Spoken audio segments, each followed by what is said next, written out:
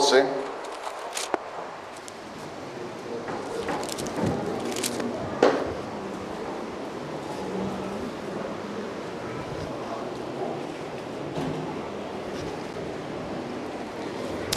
Quiero decirle que esta palabra es de bendición, de poder y de libertad para esta iglesia, en el nombre de Jesús.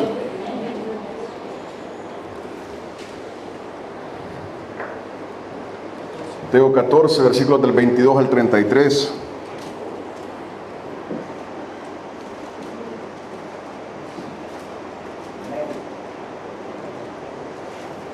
¿Lo tenemos? Dice la palabra del Señor: enseguida Jesús hizo a sus discípulos entrar en la barca e ir delante de él a la otra ribera, entre tanto que él despedía a la multitud. Despedida la multitud, subió al monte a orar aparte, y cuando llegó la noche estaba ahí solo. Y ya la barca estaba en medio del mar, azotada por las olas, porque el viento era contrario.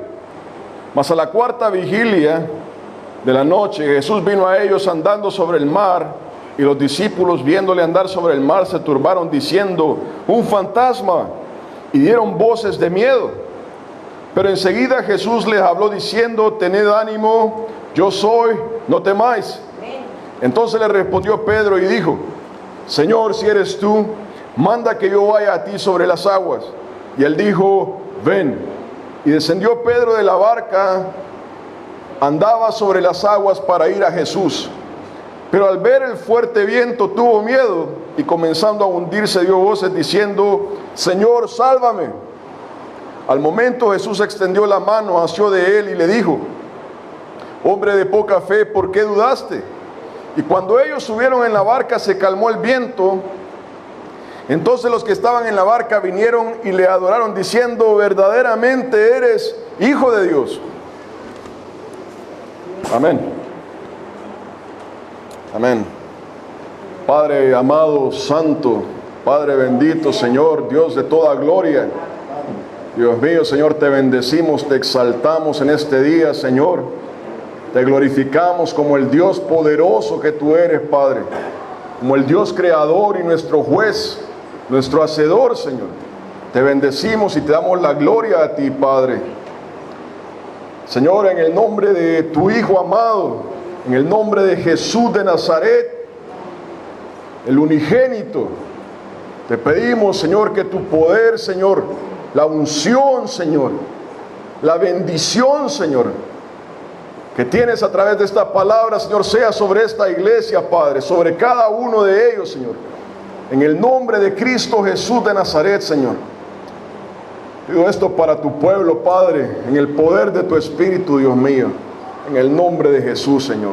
Amén y amén.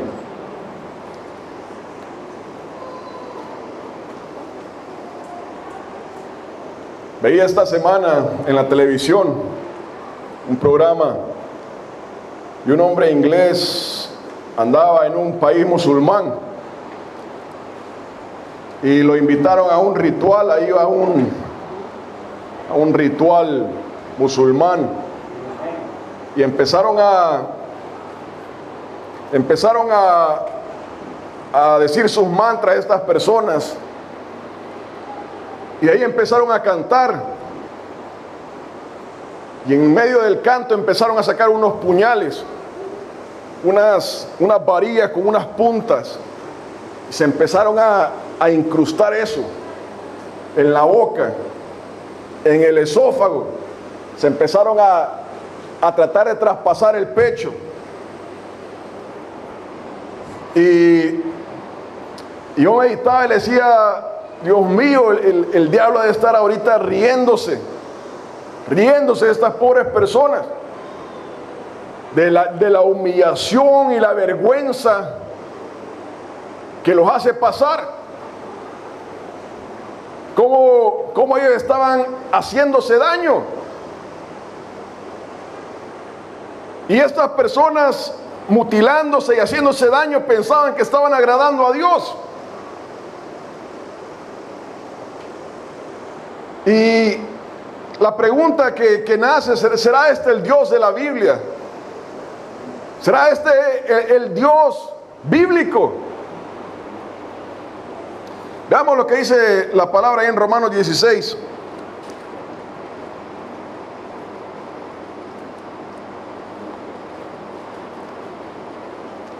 Romanos 16, versículos 25 al 27. Y no pierdan Mateo 14.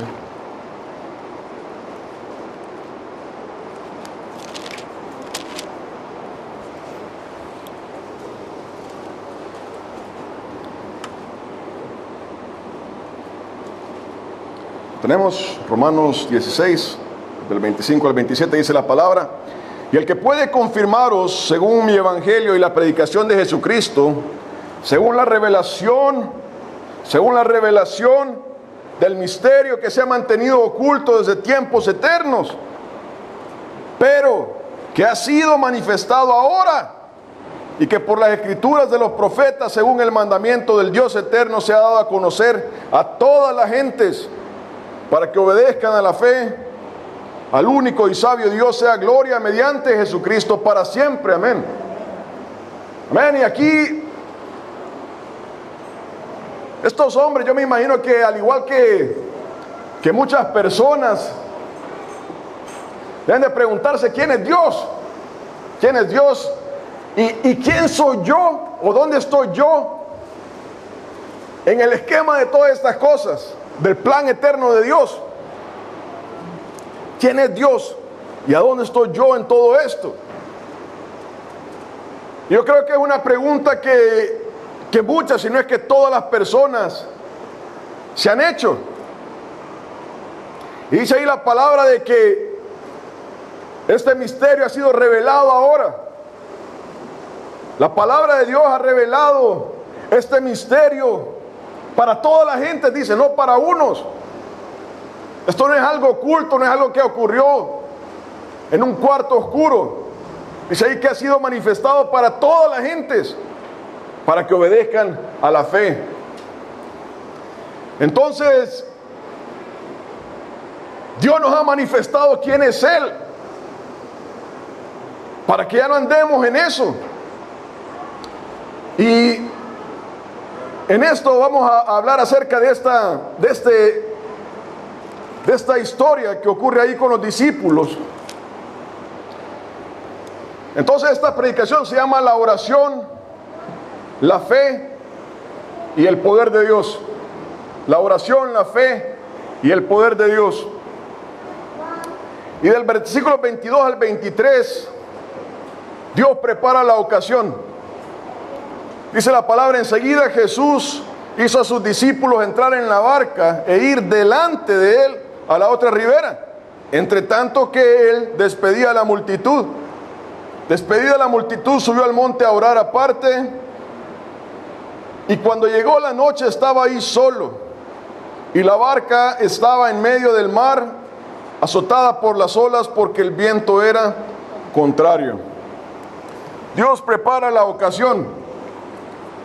Jesús acababa si lo vemos un poquito antes, Jesús acaba de alimentar a 5,000 personas con 5 panes y 2 peces. Yo me imagino que la conversación de ellos era que todavía estaban atónitos de lo que había pasado delante de ellos. Todavía estaban pensando, meditando si habrá sido cierto, si no habrá llegado otra persona ahí llevando bolsas de comida, mientras ellos no veían. Me imagino que ellos no podían creer lo que había pasado. Y en todo esto, Jesús les dice: miren, métanse a la barca y vayan a la otra ribera en la noche. En la noche. Bien inusual. Y la oración, la fe y el poder de Dios. Entonces vemos que Jesús comienza a preparar algo. Mete a los discípulos en la barca, le dice que crucen el lago, que vayan a la otra orilla, y lo hace en la noche. Y esto es la prueba, o da un indicio de lo que es la prueba, la tribulación que todos pasamos en un cierto punto de nuestra vida.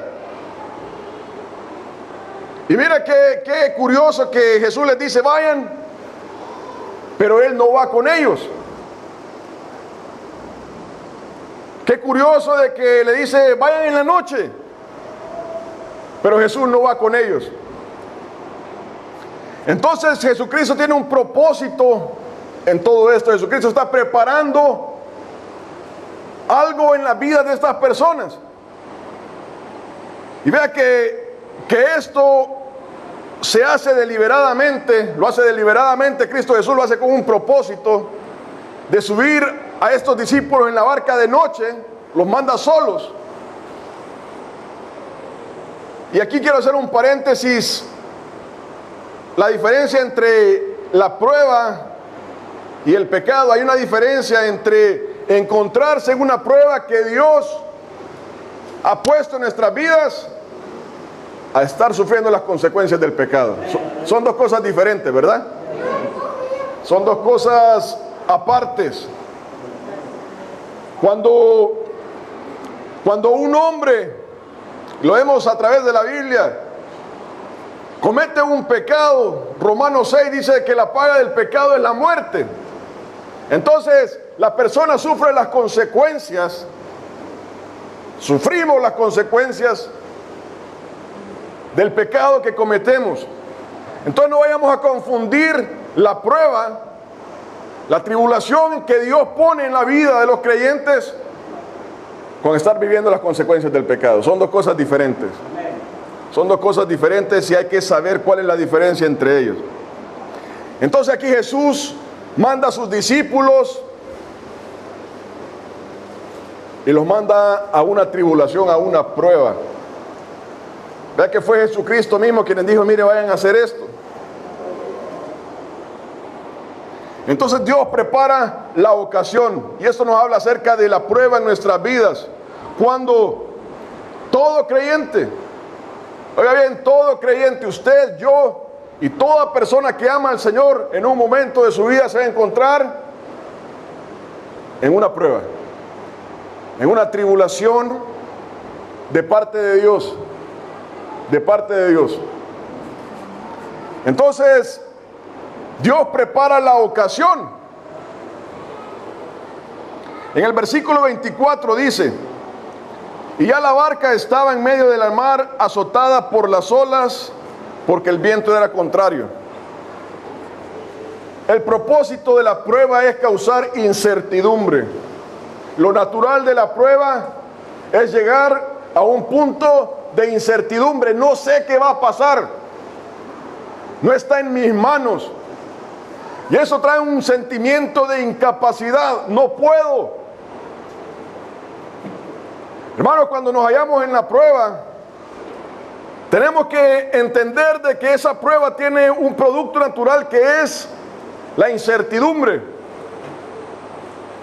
Hay un dicho, una frase célebre en el mundo de que dice: el carácter de la persona no se conoce cuando todo va bien, sino cuando las cosas van contrarias. Cuando todo va bien, todo es risa, ¿verdad? No, yo puedo, soy fuerte, yo lo voy a salir adelante, yo siempre he podido. ¿Quién dijo miedo? Pero cuando las cosas van mal, ahí es cuando realmente vemos nuestro carácter. ¿Qué es lo que está pasando? ¿Quiénes somos? ¿A dónde estamos parados? Cuando las cosas no van bien, uno sabe quién es. Y uno sabe quién es delante de Dios. Aquí los discípulos se encontraban en la barca y estaban siendo azotados por las olas en la noche. Y eso naturalmente trae un pensamiento de incertidumbre. No sé qué va a pasar. Hermano, la prueba tiene la capacidad de traernos abajo. Tiene la capacidad, o sea, tiene un potencial, un elemento de traernos abajo. Pero vea que cuando Dios pone una prueba, no es con el propósito de traernos abajo. cuando es de Dios. Vuelvo a repetir, hay una diferencia entre sufrir las consecuencias del pecado y la prueba de Dios. Entonces, la prueba trae un sentimiento de incertidumbre. De ahí en el versículo 25 al 27, dice: mas a la cuarta vigilia, o sea, de las 3 a las 6 de la mañana, a la cuarta vigilia de la noche, Jesús vino a ellos andando sobre el mar, y los discípulos, viéndolo andar sobre el mar, se turbaron diciendo: un fantasma, y dieron voces de miedo. Pero enseguida Jesús les habló diciendo: tened ánimo, yo soy, no temáis. Hermano, esta es la diferencia entre las religiones y Cristo Jesús. Bueno, volviendo al programa ese de televisión, estos pobres hombres estaban ahí a la deriva, entregados a sus pensamientos, a sus pasiones, a sus habilidades. Estaban entregados a lo que ellos podían hacer. Ese es ¿cómo se dice? Ese es el pago de la religión. Ahí ve usted qué hace. Usted puede, pero hay una cosa, hermano, hermana, el punto es que no podemos. Y vea de que aquí empieza a ocurrir algo imposible. Jesucristo estaba caminando sobre el mar y venía hacia donde ellos.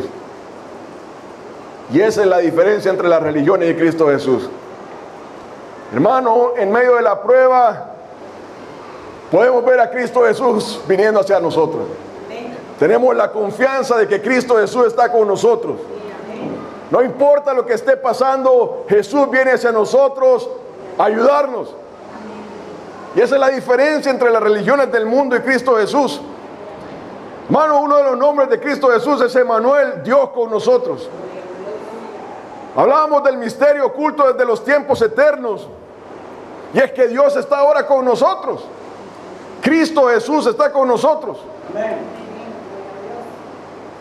Hermano, en medio de la prueba, usted y yo tenemos que saber que Cristo está ahí. La prueba está diseñada para que usted vea cara a cara a Cristo Jesús. En Proverbios 3:6 dice: reconocedlo en todos tus caminos. Hermano, cuando uno empieza a andar en la vida y conoce al Señor, uno se da cuenta lo que es, a dónde estamos parados. Nada menos ayer yo estaba cortando un árbol y me corté con un serrucho que está todo oxidado. Yo dije, este pequeño diente del serrucho tiene la capacidad de matarme.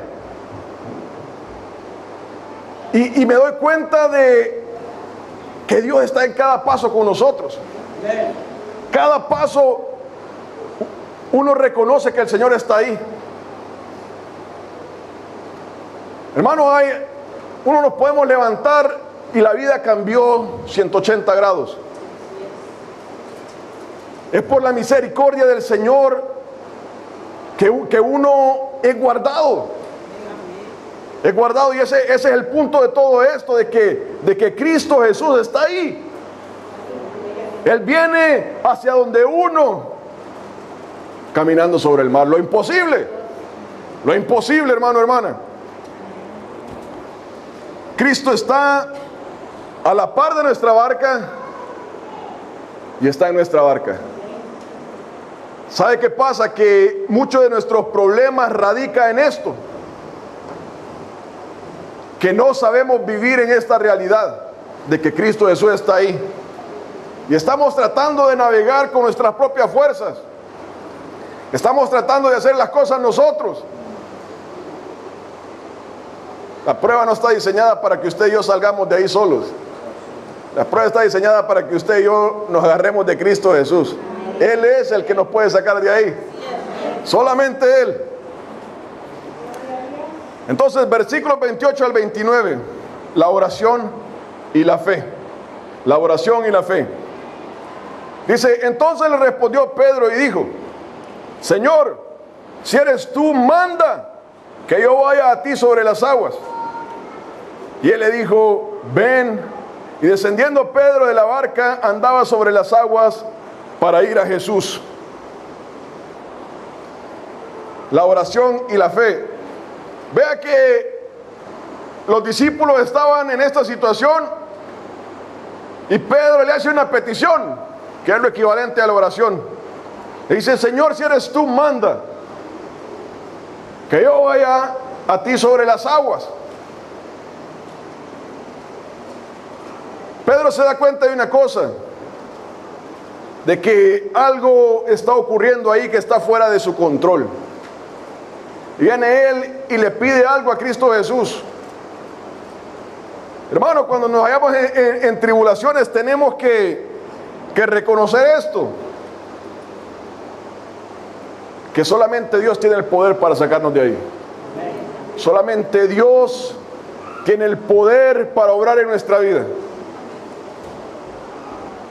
Hermano, y si usted y yo no sabemos esto o no lo vivimos, no estamos entendiendo el propósito de Dios en nuestra vida. Usted y yo no somos fuertes. Dios no quiere que seamos fuertes. No espera que usted sea fuerte, que yo sea fuerte. Lo que Dios espera es que usted y yo confiemos en Él. Él es el poderoso. Él es el que nos va a sacar de ahí. Entonces, Pedro le pide a Jesús la oración, ¿verdad? Pero de ahí Jesús le dice, en el versículo 29, y él le dijo, ven. Él le dijo, ven. Hermano, este ven es importantísimo. Márquelo en su Biblia, pero más importante, márquelo en su vida diaria. Ese ven, Jesucristo está diciendo sí. Jesucristo está diciendo sí, pero tenés que bajarte de la barca. Dice sí, pero me tenés que creer y bajarte de la barca. Y esa es fe. Esa es fe. La oración tiene que llevar fe. Jesucristo le dice sí, pero vea que no lo va a traer. Y lo agarra de la mano y lo lleva. Le dice ven. Hermanos, cuando nosotros le oramos a Dios, tiene que ir acompañado de fe. Tiene que ir acompañado de fe. Le digo, esta predicación nació de una experiencia, un testimonio en el Señor. Cuando yo andaba en El Salvador, fuimos a la iglesia con Jenny y los niños, y yo tenía dos peticiones para el Señor, dos cosas que estaban en mi corazón, dos cosas que están fuera de mi control. Yo estaba batallando con una y la otra era algo que estaba ocurriendo en la vida de mi niño. Y cuando la persona estaba predicando, al final llamó a oración. Y yo siempre lo he confesado de que uno tiene que estar siempre orando, llamando a oración cualquier cosa que esté pasando uno en su vida. Pero ahí el Señor me dijo, levántate y anda al frente. Y eso estaba en mi corazón, de que yo tenía que levantarme e ir al frente a pedir por eso.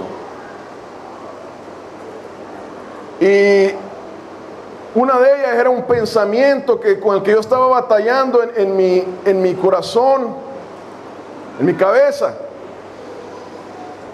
Yo se lo puse al Señor y le dije, Señor, yo ya no quiero batallar con esto. Señor, necesito que me lo quites hoy.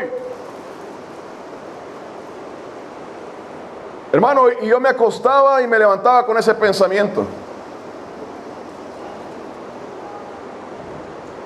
Y yo sabía que solamente Dios lo podía quitar. Yo sabía que solamente Dios lo podía hacer.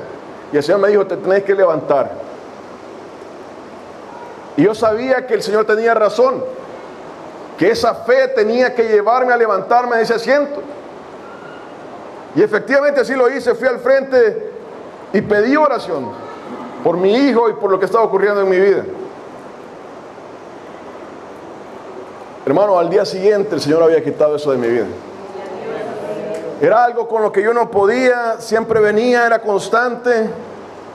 Y el Señor, yo sé de que usted ha pasado por esto, pero solamente el que ha pasado puede entender lo que uno está diciendo, la batalla que uno tiene. Solamente el que ha pasado por esa prueba, por la tribulación, puede entender lo que Dios hace en la vida de cada uno de nosotros. Y que estaba fuera de mis manos. Pero el Señor el día siguiente quitó ese pensamiento de mi cabeza. Hermano, cuando Cristo le dice a Pedro, le dice, ven, eso lleva un sí. Eso lleva sí. No hay problema. Lo que querás. Pero tenés que venir. Hermano, eso... Volviendo al tema de las religiones y Cristo, la religión consta de lo que usted puede hacer. Cuando venimos a Cristo Jesús consta de lo que Él puede hacer en nosotros. Y vuelvo a repetir, hermano, hermana, si usted y yo no hemos aprendido de que Cristo es el que tiene el poder para hacer en nuestras vidas, hay algo que no está bien. Ahí nos damos cuenta de que Cristo es real, no es una idea. No es alguien que está en Marte y nunca lo vamos a alcanzar. No es una teoría filosófica.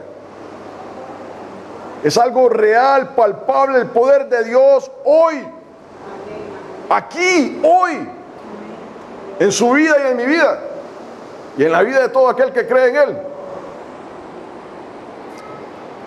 Hermano, en Santiago 2.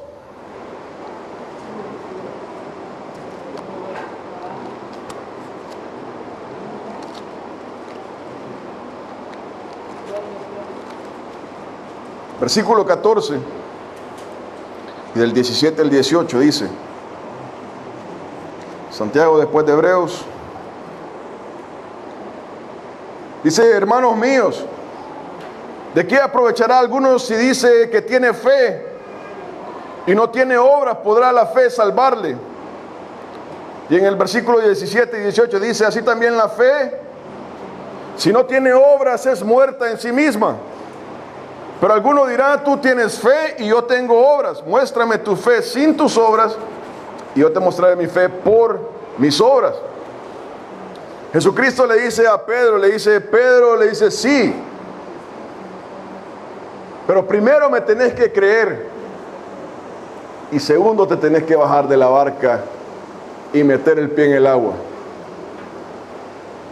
Hermano, eso lleva fe. Eso lleva a creerle al Señor. Pero si Pedro se queda esperando a que Jesucristo lo vaya a traer al asiento, no va a pasar nada. No va a pasar nada. Porque hay que creerle al Señor. Dice la palabra de que el que tiene fe tiene que creerle al Señor, de que es galardonador de aquellos que le creen a Él.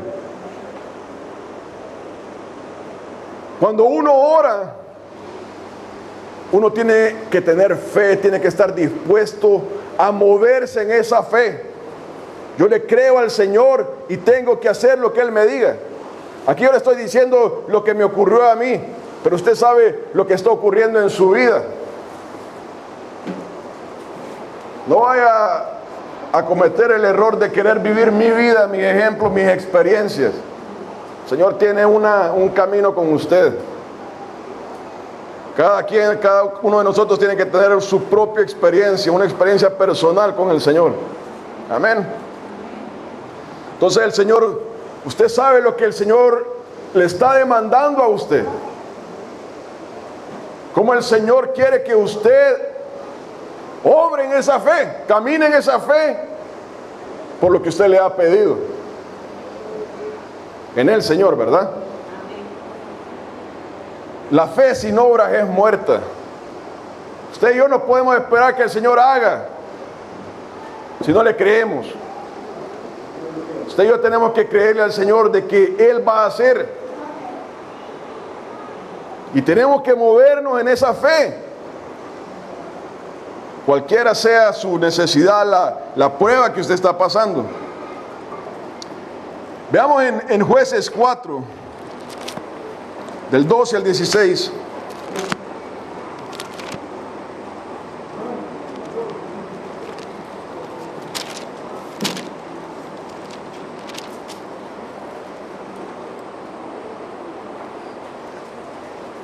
Voy a dar una pequeña introducción. Aquí se encuentran Débora y Barak, quienes tenían que pelear contra el rey de Canaán. Habían pasado en opresión por 20 años. Y aquí entra lo que viene la palabra de Dios. Jueces 4, versículos del 12 al 16 dice: Sísara era el general del rey de Canaán. Dice: vinieron pues a Sísara las nuevas de que Barak, hijo de Abinoam, había subido al monte de Tabor. Y reunió Sísara todos sus carros, 900 carros herrados, con todo el pueblo que con él estaba, desde Aroset Goim hasta el arroyo de Sisón. Entonces Débora dijo a Barak: levántate, porque este es el día en que Jehová ha entregado a Sísara en tus manos. ¿No ha salido Jehová delante de ti? Y Barak descendió del monte de Tabor y 10,000 hombres en pos de él. Y Jehová quebrantó a Sísara, a todos sus carros y a todo su ejército a filo de espada delante de Barak. Y Sísara descendió del carro y huyó a pie. Mas Barak siguió los carros y el ejército hasta Aroset Goim. Y todo el ejército de Sísara cayó a filo de espada hasta no quedar ni uno. Hermano, hermana, leer una historia es fácil desde aquí, ¿verdad? El pueblo de Israel había pasado oprimido por 20 años. Y este hombre era un hombre poderoso, el rey de Canaán. Dice que el general de él tenía 900 carros herrados a su disposición. Venir contra un ejército así no es cosa fácil. Pero Dios le dijo a este hombre que él lo iba a hacer. Y se levantó y en el nombre de Dios lo hizo. Y Dios le dio la victoria. Esa es la prueba que Dios diseña. Cuando el Señor pone algo en nuestras vidas y uno le cree al Señor, el Señor va a obrar. Cuando Pedro salió de esa barca, le dijo: Señor, si eres tú, manda. Y él le dijo: ven. Hermano, Pedro comenzó a caminar en agua. Pedro comenzó a caminar en el agua. Lo imposible empezó a pasar en la vida de Pedro. Aquí Barak estaba contra un ejército mayor que él, quienes los habían opresionado por más de 20 años, quienes eran más poderosos que él. Y le dice: hoy es el día. Te tenés que levantar e ir. Y él tenía dos opciones: levantarse o no levantarse. Esa es la cosa. La fe tiene que ir acompañada, la oración tiene que ir acompañada de obras. Es así de sencillo, hermano, hermana. Nuestra fe tiene que tener obras, tiene que tener una acción de que le estamos creyendo al Señor lo que Él está haciendo, diciendo. De lo contrario, nada va a pasar. Si usted y yo no le creemos a Dios, las cosas no van a pasar. En el versículo 29, lo que estamos hablando, esta predicación se llama la oración, la fe y el poder de Dios. Entonces, en el versículo 29 dice la palabra ahí de que Pedro comenzó a andar sobre el agua. Bueno, hay veces lo que nosotros le pedimos al Señor a nuestros ojos es imposible. Nosotros le pedimos cosas posibles al Señor, pero en nuestros ojos es imposible.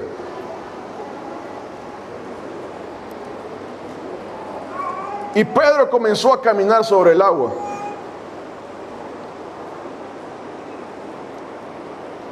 Hermano, para que eso ocurra, primero hay que creerle al Señor y después hay que bajarse de la barca.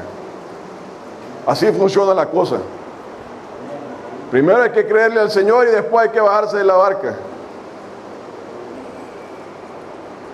Pero después de todo eso, es el poder de Dios. Solamente el poder de Dios va a hacer que las cosas pasen.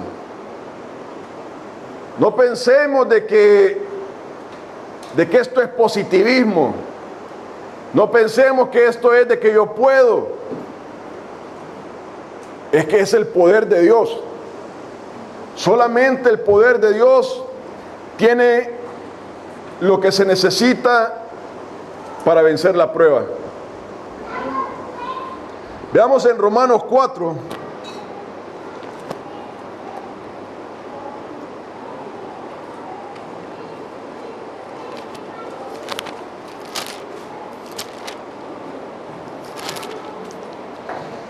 Versículos del 16 al 25 dice la palabra.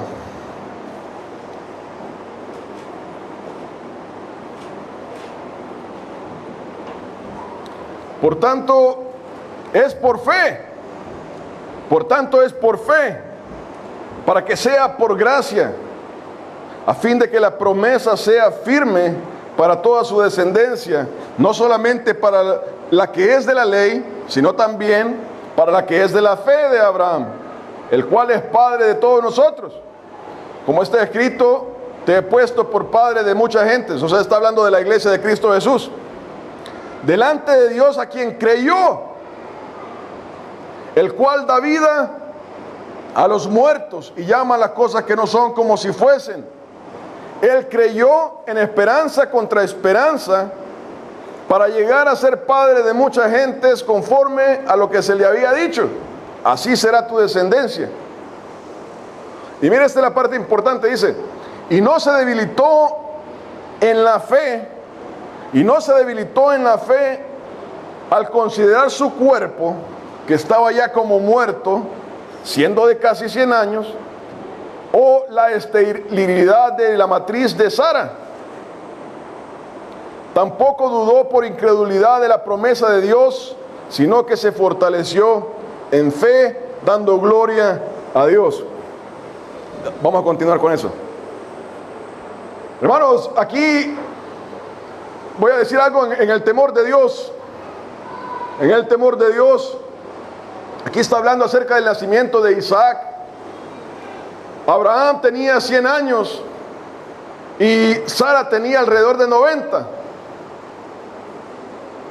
Y dice la palabra ahí de que esto ocurrió obviamente cuando Dios se le presentó y le dijo: vas a tener un niño el siguiente año. Dentro de un año vas a tener a un niño. Y dice la palabra ahí de que pasaba una cosa, que él tenía 100 años y la señora tenía 90. O sea, eran dos ancianos. Eran dos ancianos. Y dice en el versículo 19, y no se debilitó en la fe. No se debilitó en la fe al considerar su cuerpo, que estaba ya como muerto, siendo casi de 100 años. O la esterilidad de la matriz de Sara. O sea, Sara no solamente era una anciana, sino que era estéril. No solamente era una anciana, sino que era estéril. Pero Dios le dice: vos vas a tener un hijo. Y esto va a pasar el siguiente año. Yo te voy a visitar y en 9 meses yo voy a estar viendo un niño aquí. Hermano, ahí habla acerca de algo que Abraham hizo por fe. Y es de que después de que se fue Dios, él fue a hablar con Sara. Él le dijo: Sara, esto es lo que Dios me ha dicho. Vos y yo vamos a tener un hijo en 9 meses. Y eso solo quería decir una cosa: que tenían que ir al cuarto y tener relaciones. Hermano, y eso es normal para el esposo o la esposa, pero aquí estamos hablando de una persona de 100 años y otra mujer de 90, quien era estéril. O sea, la vida normal del matrimonio, eso es normal. Pero aquí estamos hablando de personas ancianas. Dice la palabra ahí de que Abraham le creyó a Dios. Si Dios dice que va a haber un niño aquí en 9 meses, lo que tengo que hacer es ir al cuarto con Sara. Y en 9 meses estaba Isaac. Hermano, hermana, esa es el hecho de lo que estamos hablando. La fe tiene que llevar a la persona a tomar una acción. Si Dios dice, yo le creo.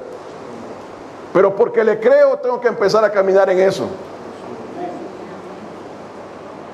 Y de ahí en el versículo 22 dice, por lo cual también su fe le fue contada por justicia. Y no solamente con respecto a él, o sea, la fe le fue contada por justicia, y no solamente con respecto a él se escribió que le fue contada, oiga, sino también con respecto a nosotros, a quienes ha de ser contado esto, a quienes ha de ser contada, esto es, a los que creemos en el que levantó de los muertos a Jesús, Señor nuestro, el cual fue entregado por nuestras transgresiones y resucitado para nuestra justificación. Hermano, estamos hablando acerca de Romanos 16 y habla acerca del misterio escondido de los tiempos eternos, y este es el misterio, que Cristo Jesús está hoy con nosotros, y en el poder de su resurrección nosotros hemos sido justificados, y por esa justificación Dios está con nosotros hoy. Y usted y yo tenemos que creerle a Dios. Usted y yo tenemos que movernos en esa fe, creyéndole a Dios, porque Él va a ser en Cristo Jesús. Pero para eso hay que pararnos de la barca. Para eso hay que meter el pie en el agua. Y le tenemos que creer al Señor.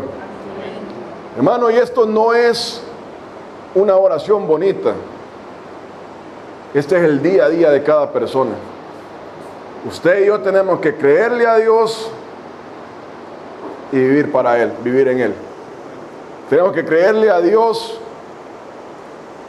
y empezar a tomar esa promesa en el día a día de nuestra vida. Amén. Y entonces, lo imposible va a empezar a ocurrir en nuestra vida. La oración, la fe y el poder de Dios. Que el Señor les bendiga, hermanos, hermanas. Hoy tenemos Santa Cena, pero obrando en esto, quiero que los que tienen una petición delante del Señor pasen adelante. No voy a orar por cada petición individualmente, sino que quiero que todos presentemos una petición al Señor de lo que está ocurriendo en nuestra vida, para que el Señor obre en ella.